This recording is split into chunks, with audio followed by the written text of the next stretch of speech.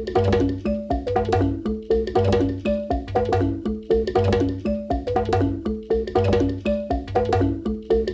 me nomme Nicolas Kodjo, que je suis professeur titulaire d'hépato-gastro-entérologie, promu par le Conseil africain et malgache de l'enseignement supérieur, et que présentement je suis au ministère de la Santé, le coordonnateur du programme national de lutte contre les hépatites.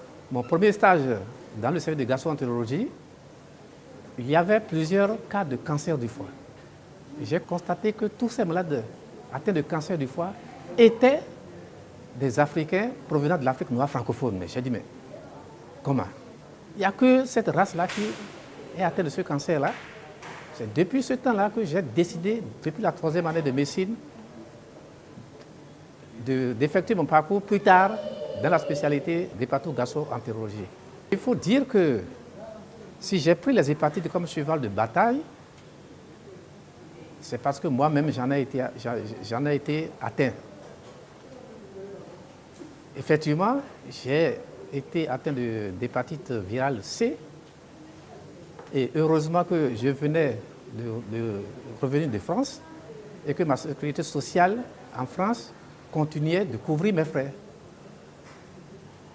Et c'est en me basant sur cette sécurité sociale que j'ai demandé une autorisation pour aller en France me soigner et les frais ont été couverts totalement par l'assurance maladie de France. À mon retour, je me suis dit, mais moi j'ai eu cette chance-là. Et tout le reste, tous mes frères qui n'ont pas cette chance-là, comment on peut les sauver? C'était le départ de ma motivation pour la lutte contre les hépatites. Et ça a commencé par se concrétiser en 2010. Et en 2010, j'ai organisé la première conférence nationale sur les hépatites en 2010. Et je me suis dit, mais il faut absolument que je contribue à régler le problème des hépatites avant de partir à la retraite. Parce que, ayant été le premier professeur de rang magistral en hépato-gastro-entérologie, on ne comprenait pas que je puisse partir à la retraite sans que la question des hépatites ait été réglée.